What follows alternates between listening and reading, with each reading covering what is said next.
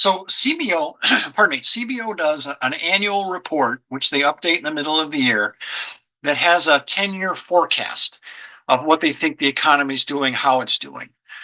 And it's one of the most useful reports. I recommend everybody look at it. It's called the Budget and Economic Outlook. It's linked down here at the bottom, or it's cited down here at the bottom. And they explain their rationale for how they think the economy is going to go over the next 10 years. And they use a lot of they help pull all the pieces together. So they talk about the connections in the economy and why it's going the way it's going. And the CBO is the Congressional Budget Office. They are a nonpartisan. They work for the government. They are people that advise both parts of Congress. They are led by a Republican. They have a close relationship with Congress in both parties that can ask them questions that they want answered. And so this is one of their standard products that comes out every year. And Karl and I always cover it. I always talk about it as the holiday season comes early when we get the CBO Budget and Economic Outlook, but they do an update of it in August, and then they'll do special reports all throughout the year. But they're one of your best sources of information that you can get, and hopefully Trump will not interfere with them. So this first chart talks about the economic forecast, and it's showing that the growth is supposed to slow from around 2.3 down toward that 1.8 range, which is considered a sort of sustainable combination of our slow population growth and productivity. Unemployment rate is going to keep climbing slowly. That inflation will go back to that goal of the Fed's 2% goal that they have by 2027, and that the interest rates will fall over that time through the end of 2026. Now, I suspect that may get delayed a little bit based on how strong the economy has been in the last month or two. It's been very good. So I'm not going to read this entire text here. I gave you the summary in blue, but that's kind of what CBO does, is they explain how the pieces fit together in the economy. And it's written for congressmen who are not finance people, they're lawyers. And so people on this call can understand it if you read it. And if you've been to a few of our sessions, hopefully that will help you in the interpretation. Here are the actual numbers.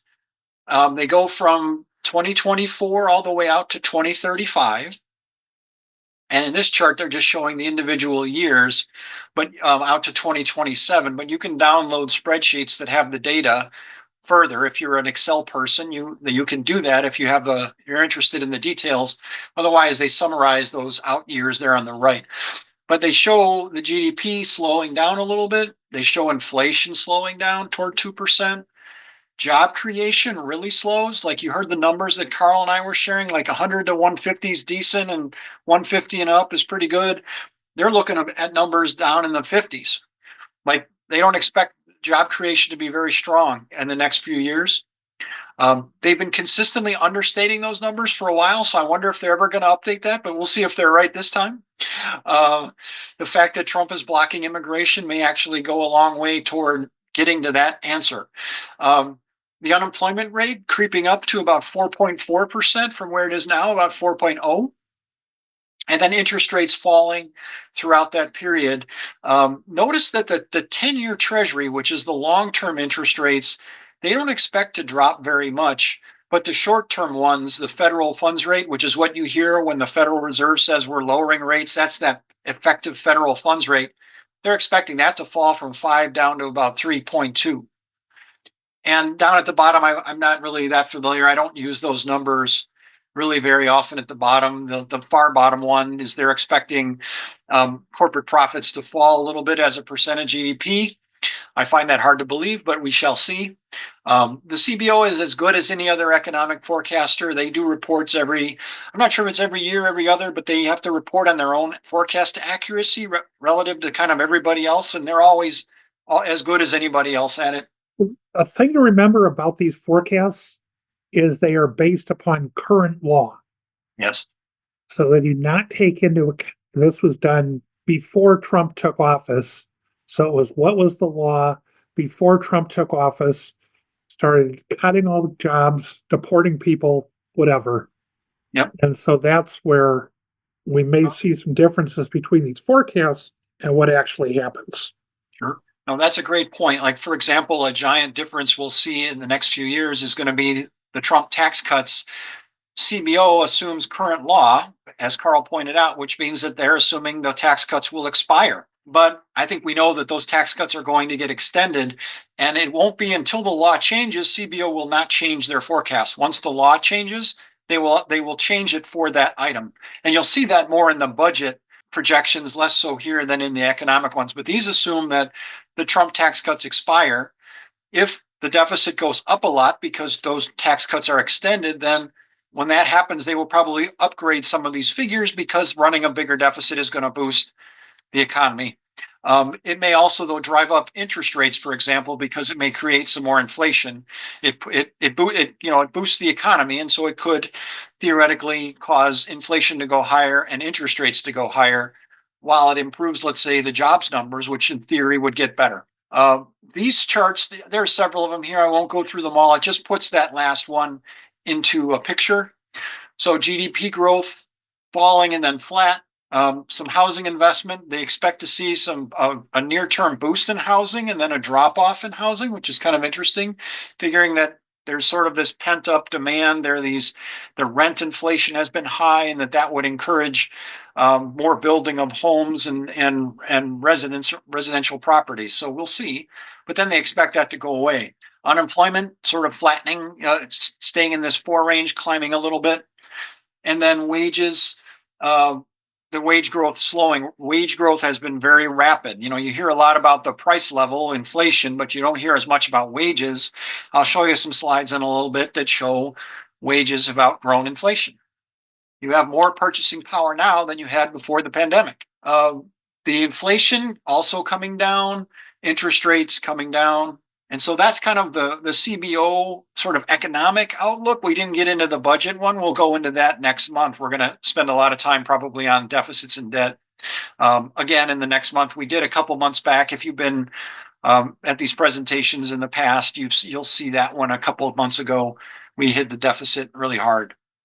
So we had a couple of commenters talk about, tell us how certain communities are doing.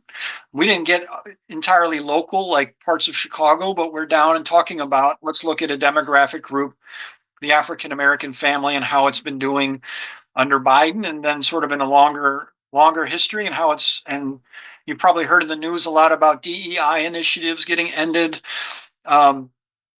We'll see. You'll understand why they were there when you see some of these numbers and the comparisons of how white families are doing versus African American or Black family. So the first part's the really good news, and then I'll give you the bad news. The unemployment rate for African Americans hit the lowest ever under Biden, 4.8% in April of 2023. It's about 6.4% recently, and it averaged about 11.4% throughout its history, so much lower than average. And if you look over the long run, with the exception of the big recessions, the trend has been down. Things have gotten better in terms of the unemployment rate overall for African Americans. But again, the lowest ever under Biden. This is the average by president. So also not just the lowest single month, as I just showed you, but the lowest of any president in terms of the unemployment rate for African Americans, 6.5%. 2023 at 5.5% was the lowest year ever. 2024 at 6% was the second lowest year ever. So the best 2 years were under Biden. And then again, it got that monthly low of 4.8% that I just shared a moment ago. And then if you average it by party, the Democrats, it's about 1% lower under Democrats. If you look at this chart, you can see going back further, Reagan and Bush had very high African American unemployment. And over time, that chart's been working its way down. And so that's part of why is that Republicans had more, on this chart, had more presidents a ways back. This data only goes back to Carter. We don't have this number all the way back to, back to the Great Depression, the way we had for the whole population. So another piece of great news. So great news on the unemployment front. Another piece of great news is that for the first time ever, adjusted for inflation, in the fourth quarter of 2024, real median wages for African Americans became over $1,000 for a single week. So for that whole quarter, they averaged over 1,000 a week. That's the first time it's ever happened for African Americans. You can see it's much higher than it was as recently. And this is real, meaning inflation adjusted, right? And it's the median, meaning half are above and half are below. It's not getting distorted by some high earning African American people. It's the median. As Karl likes to say, if Bill Gates were to come into this meeting, the net worth on average in this meeting would jump enormously, but the median would only move by one person. So we wouldn't, the average can be distorted by those high earners, but not the median. And so this is a great way of looking to see that, in fact, African Americans are doing phenomenally well in terms of wages relative to their history. Each of these dots is a quarter, and it goes back how far back to the year 2000. And so each dot is a quarter, and I'm showing the unemployment rate and the real median wage. And so you can kind of see you want to be in the upper left corner.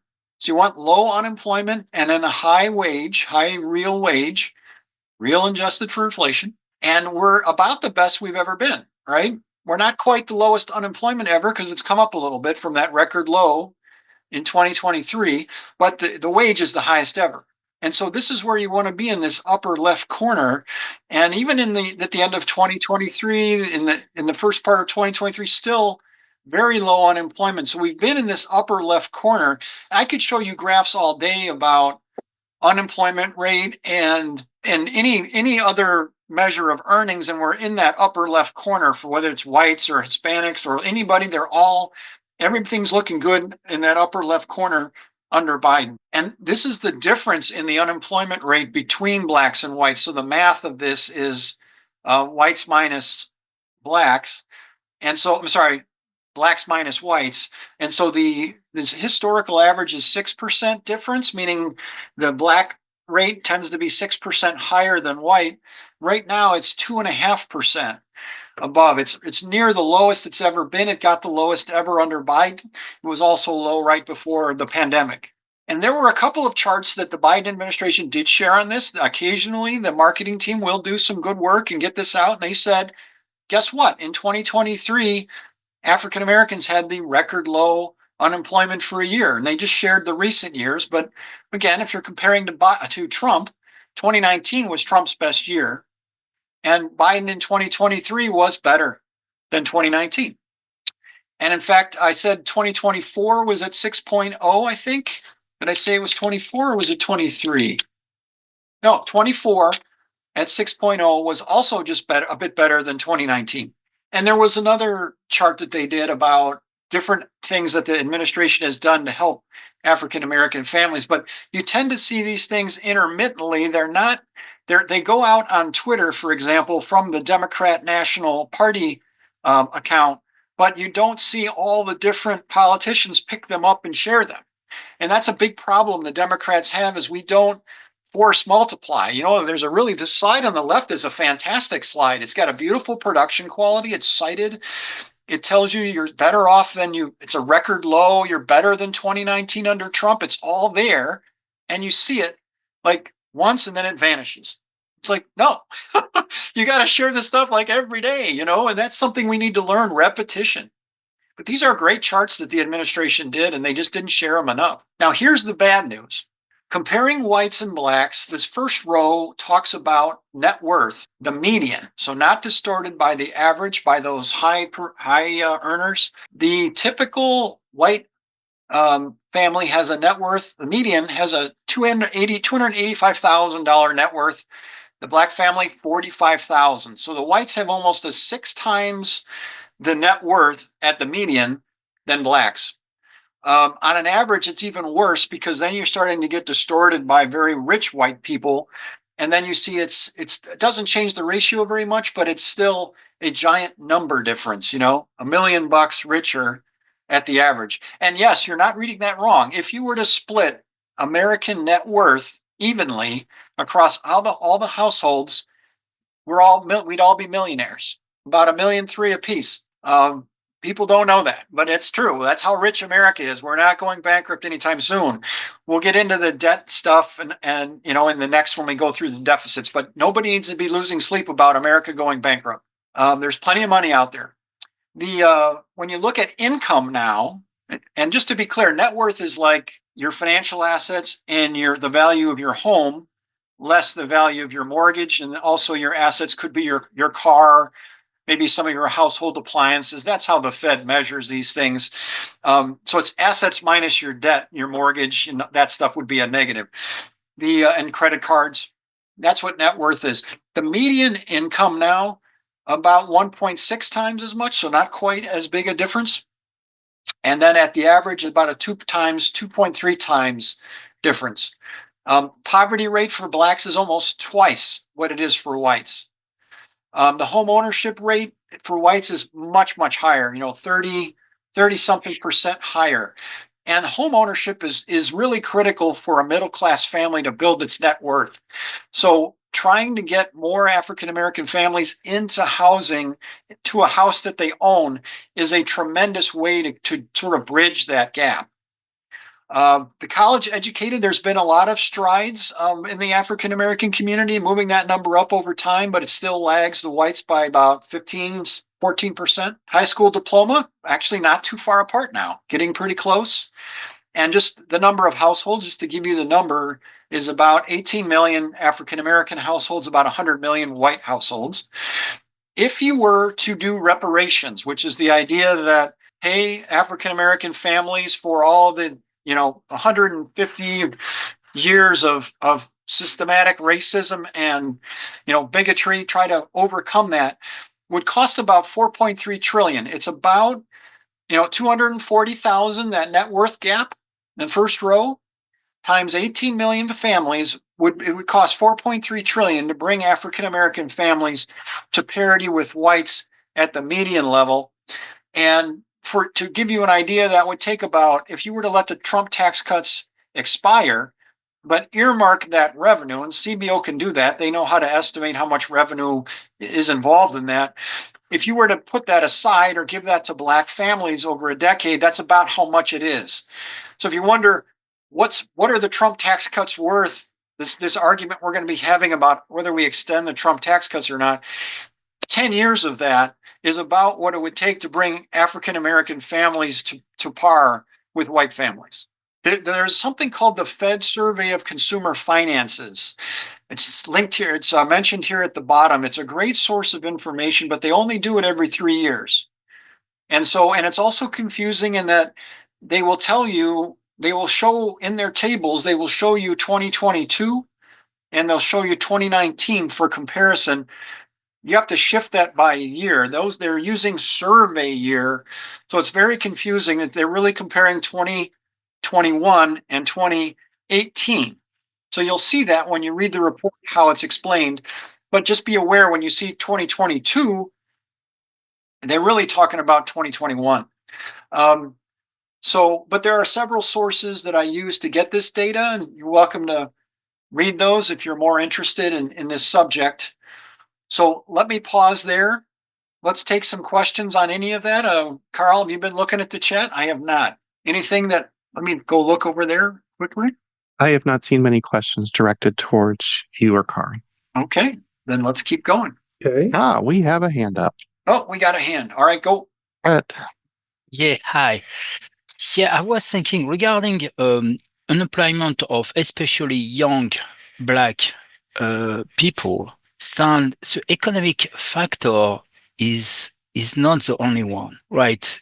Meaning that for especially young, because I tested that, it was the idea I came up with, and I put that on Twitter, and some African American people told me, yeah, it is the case. And the problem with for young African American people looking for a job, it's they are facing white society, right? So when they sent out their resume, 99% of the of chance this to be looked at by a white person, right? So if you've got the chance to be selected, right? You got an interview, 99% chance to be interviewed by a white person. If you've got the chance to be hired, your boss probably is going to decide, right, of your performance review, and your raise is 99% chance to be a white person. If you are in a team, the amount of number of white people will be quite high, and therefore you may have to face daily issues with racism, bigotry, and so forth. So meaning that for African American, I think it's probably there is not only some economic issues, there is also an issue of how to overcome these real fear. I mean, it's not something they invent. It's not a fantasy. It's real. So how to deal with all those white people around them, who don't share their experience, and so forth. Yeah. So I'm wondering how it can be kind of overcome. Right. I wish we had a simple answer for that. There isn't a simple answer. I mean, the DEI programs were part of this. Trump is doing his best to erase those. The affirmative action is another one. I think I'll let others talk to this, but I want to say that education is a very important piece. The more we can move that college educated needle to be the same as whites, the better. But I don't have a solution for all of it. I mean, poverty is a big problem that it tends to be self-perpetuating. You've got cultural issues, and you have this enormous amount of racism out there. And I've said it before, I think immigration was the deciding factor in this election. And that is based on racism, even within races, even within the Latin community, saying we don't want more Latins to come here. And it's an amazing, strange thing that there are communities that really don't like immigrants of their race to come to the United States. And it was a very decisive factor, I think, in the election. So I don't have a great answer for you. I would just say education is a good one, and we can focus on making sure people can get to college that want to get to college. All right, we have Ori. Yeah. Yes. Excuse me. Can you hear me? Yes. Yes. I have a question in terms of the breakdown of when you say African American families, single family, Black women leading families, as I did, they are not, the data around that does never seem to be quite as accurate as, the traditional family, husband and wife family. Also, in terms of gender, African American women, disabled African American women are the lowest paid despite education. People, and this information comes from the Disability Justice Watch as well as Disability Culture Lab. So I think that as important as what I think you have displayed, and I do think it's very important, it is far more complicated than the African American family, just as Fred talked about in terms of younger people looking at their ages, their wages and job access. But I think in terms of inclusion, and I call it, instead of DEI, I call it IDEA, inclusiveness, diversity, equity, and accessibility. All of what we're talking about it cannot be described simply.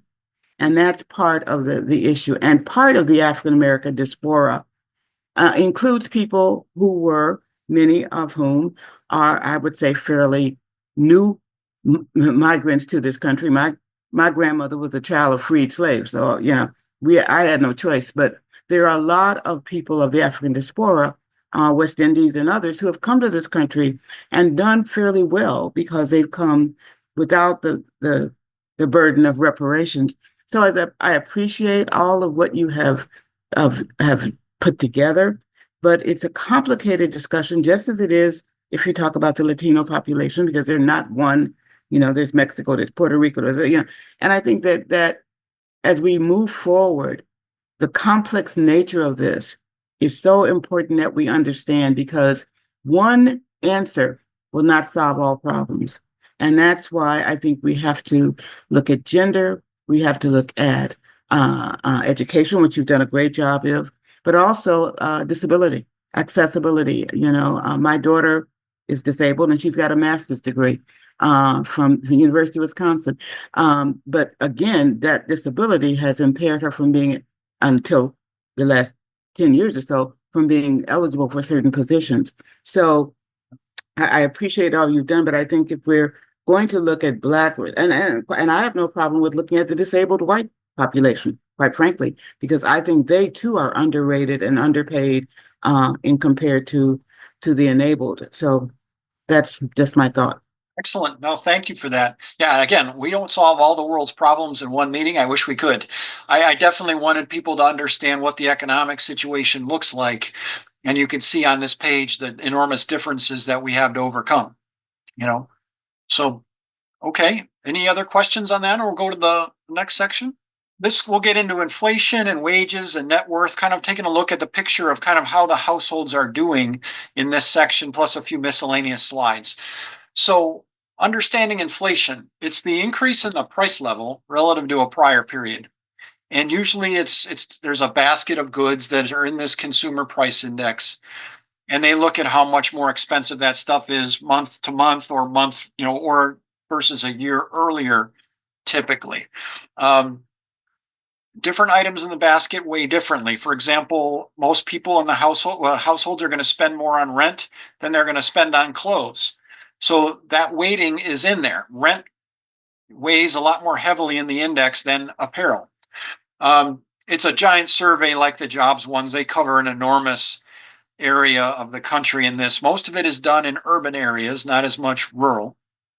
The Federal Reserve uses a different measure. They call it the PCE inflation, and it usually runs a little bit lower. And so when you hear the 2% target, we're usually closer to that than you think, because we're usually looking at the CPI numbers, which are like a half point higher than the PCE.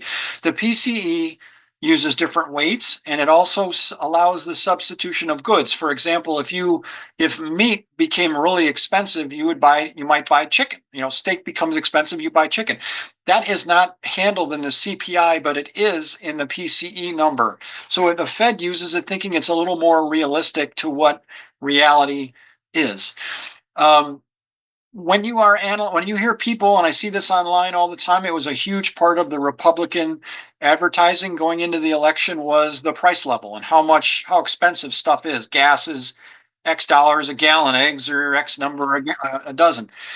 That's great, but what really matters economically is the purchase power, meaning have wages gone up as much to overcome that, or have they not?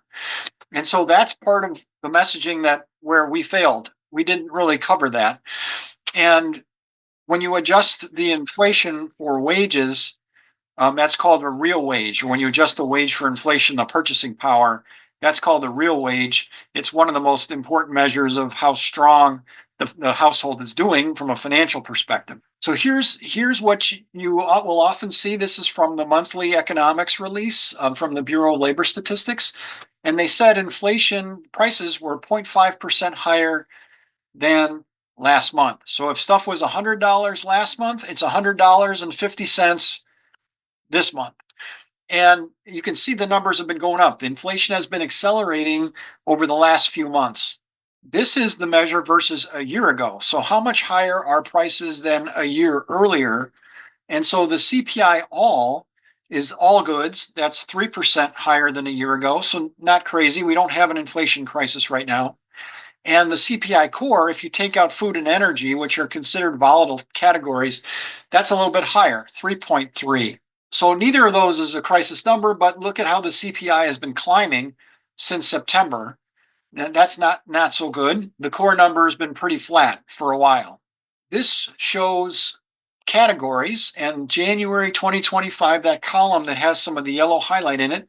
This was from one of the people I follow. I always forget her name, Washington Post. She highlighted a few items on here, but this tells you these are some fairly significant monthly increases. 0.4 times 12 would be 3, right? Is that right? 0.4? No, sorry, that's wrong. 4.8. 4.8, thank you. 0.5 times 12, I'll use an easy number, 6. When you see inflation in a month of 2% or 6% for fuel oil, I mean, those are giant numbers. And bear in mind, I'm saying that knowing that this month was Biden's last month. So I'm not saying this is crazy because it's Trump. These are high numbers for a month. This was Biden's last month. And then down there on shelter, even though it might say 0.4, which is pretty high, 4.8 for a year, that number weighs very heavily. This doesn't show you the weight. This just shows you the amount for each category. But you'll see other statistics that'll say that, and I think I had it down here or here, the first sentence, the index for shelter rose 0.4% in January, accounting for nearly 30% of the monthly all items increase. So, shelter weighs very heavily because rent is a big part of what people spend on. Now, the good news is that if you start before the pandemic, so that was February of 2020 was considered the last pre-pandemic month, hourly wages have actually outgrown inflation. What that means is that on average, we have more purchasing power now than we had before the pandemic. And by the way, that before the pandemic number was higher than 2019 and 2018 and 17, et cetera. The number had been rising. So right now we have more purchasing power than we had back then. And it's a fairly big difference. I mean, 5%, what is it? 28.3 minus 23.1, 5% difference. The way you do the math is a little more complicated than that, but it works out to about 4.3% more purchasing power than we had back then. So looking at that in dollar terms, these numbers are all in current today dollars. So January 2025 dollars. The wage is $30.84 an hour on average.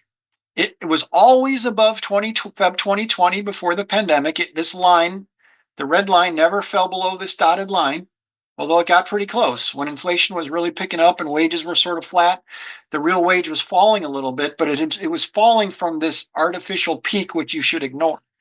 This was a distorted number caused by millions of low-wage workers being fired, disproportionately being fired.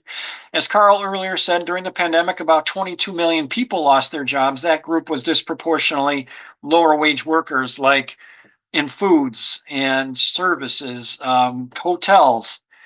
They lost their jobs, so this number spiked up. And then for a while, that was clearing out. So it's easier and cleaner just to measure it versus pre-pandemic. We're way above that. And in fact, if you look at this plateau, or this area here that was all Biden from January 2021 to now, even though it's been pretty flat, that plateau is the highest of any president. And again, that's adjusted for wages. We're going back all the way to Nixon, adjusting to today's dollars. These numbers are still higher than any other president. And I'll show you that. I think we have that here. Biden, $30.38 on average is higher than any other president. Back under Nixon and Ford, you actually had very high real wages, and they fell for decades into the middle of the Clinton administration. And then they started rising, and they've been rising pretty consistently since then. So Biden, you have had more purchasing power under Biden than any other president. And if we were in a room, I would ask for a show of hands of how many of you knew that. I would guess that almost no hands would raise because we didn't tell anybody. And we should have. We should have been telling people. The entire Biden administration, real wages were higher than 2019. But what did the media tell people? Real wages are falling, right? They didn't care that this peak was a nonsense number. They just said real wages are falling. And that's what people heard. They heard my purchasing power is being eroded, when in fact it was better than, 3/4 of more than that, 80%, almost 90% of the Trump administration. Wages have been very strong. This is a success story. We didn't tell anybody. The Congressional Budget Office even tried to help us. They said basically real wages, that incomes outgrew inflation cumulatively from 2019 to 2023. We had more purchasing power in 2023 than 2019. And what these charts on the right show is CBO has kind of a convoluted way of explaining it. They say that you could buy the same stuff you bought in 2019 with a smaller share of your income And that's what this chart is showing, how much smaller a share of your income you could use to buy the same stuff you bought in 2019. And notice for every quintile, so a quintile is a 20% of the population, every quintile had more purchasing power. These numbers were all negative, meaning the share of income required was lower in 2023 to buy that same basket of goods. So we didn't talk about this very much. And so now what you got into was, I love this cartoon, under Biden. Let's go, Brandon. Why is eggs so dang expensive? Eggs are $3.75. Now eggs are $7.50, and they're like, well, the cost of eggs is a complex interplay between inflation and other factors like bird flu, which the president has little control. All right. So you get into these ridiculous arguments when you only look at price, because price goes up and down on a particular item all the time. It is. But some things to keep in mind: wages relative to prices. The purchasing power is what really matters. That tells you whether you're suffering or not. If your purchasing power is better, all these prices don't mean a hill of beans. It's unpleasant to have to pay them, but if your wages have outgrown inflation, who cares? Second is, inflation is actually the Fed's job. It's not the president's job. The president is going to do what he's going to do, and the Fed can look at that and then decide what the interest rates need to be. Now, the president and Congress can impact that a little bit by lowering or raising the deficit, raising taxes, lowering taxes, spending a little more. But that is not the big driver. The big driver is where the Fed sets the interest rates. And much of the inflation over the past year was from rent and or economic factors where you had the recovery from the pandemic, where everybody just started deciding to spend money at the same time. So the president never had a lot of control over inflation. And from day one, he could have been saying, ask the Fed. And you know what? The Fed chair was saying the whole time, yes, inflation is my job. Inflation is my job. They said it the whole time. It's in a bunch of his speeches. Now, when you talk about price changes, people want the price to fall, right? They were hoping that Trump would lower prices. This is the price changes by year across all goods. So this is the CPI all. You can see only 3 years since 1949. Actually, it's 1940. Yeah, since 1948. 3 years when price level fell for a year. And what was the biggest drop? 1 freaking percent.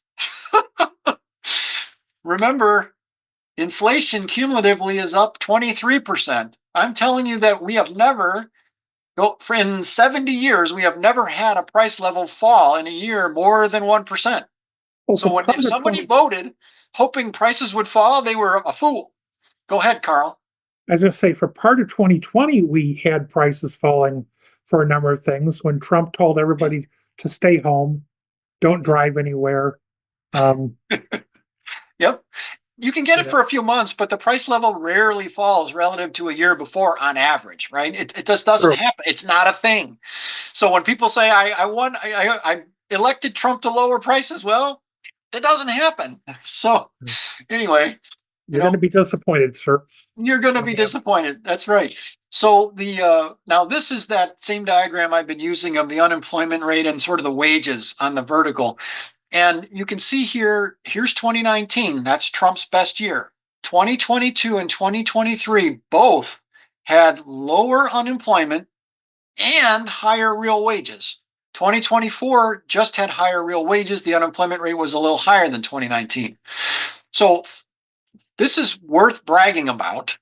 2021 and 2020 were sort of pandemic distorted years. I wouldn't put much weight on either of them. And so this is the rest of the economy. This is going back to 1964. These are annual averages. You can see that we've had it as good as it gets the last few years. It doesn't get any better. And did everybody know that? No. They heard about egg prices, but they didn't hear about this. Or they didn't want to believe it. There was so much Republican propaganda that people couldn't bring themselves to actually believe the good news. All right, so what are we going to do about all this? Well, I wish we could solve all the world's problems. There's some information here about contacting the different places. This is talking about if you want to improve, if you want the Democrats to do something in particular, if you are talking, and so you have to then contact the senators through their sort of campaign things. They don't want to talk about Democrat stuff on their, they are responsible for representing all the people. They don't do it there. I don't know if it's illegal or unethical, but they don't do it there. But if you're talking about particular policies, or if you want them to block what Trump is doing, you can just go to their regular site, and those are easily found. It's going to default to that in your Google search, and they have these really handy email templates where you can take 5 minutes and send them an email. It's very easy. So if there's something you want to say to them, by all means, go to their sites. But if you've got this more tricky campaign or Democratic strategy related stuff, then you got to go to a weird place. But normally you can go straight to their site. I've said this a couple of times. I think the Democrats need a strategy. We need a mission statement that, at least from an economic perspective, here's what we stand for. Here are the things that are on our platform that we will advocate. And so what you do is you discipline your party. If they start talking about other things, you don't talk about them, or you tell them not to talk about them. You tell them to talk about the things that are in the strategy. Talk about the mission statement. Talk about it. I don't know if this is the right one. They can come up with their own. They can have a big debate about it, but you should have one. And then you should have your platform driven by it. This is basic strategy 101. It doesn't matter if you're a general or a president or a businessman. Strategy is strategy. You have a mission statement. You have a series of strategic objectives or goals. And then you have things you do, initiatives to achieve them. And then here are a bunch of links that are in there that you can use to find out more information. So the first section is more about the like, why are Republicans so bad for the economy? Comparing Trump versus Biden. WAPO did I think a mediocre job of it, but it's not terrible. You can at least see kind of how they tried to do what we do here. The CEA did a very academic presentation on setting the record straight. You can see how the Biden administration just struggled with trying to tell their own economic story. They just couldn't hit the highlights. And then I did a couple of tweets on Biden's economic legacy, which has a lot of charts summarizing how Biden did relative to others. That got almost 500,000 views because a couple of famous people shared it. So you can find that pretty easily. And here's the link to it. And so this is just some additional information you can get. Down there at the bottom, there is actually a Wikipedia article on how much better the economy does under Democrats. And it has 20 different more sources that you can choose to find that data. And I check the article every now and then. I mean, sometimes people will vandalize it, but it's highly reliable right now. There's enough editors looking at it to where it's good. And if you don't believe it, you can just go to the sources. All right. That ends our prepared remarks.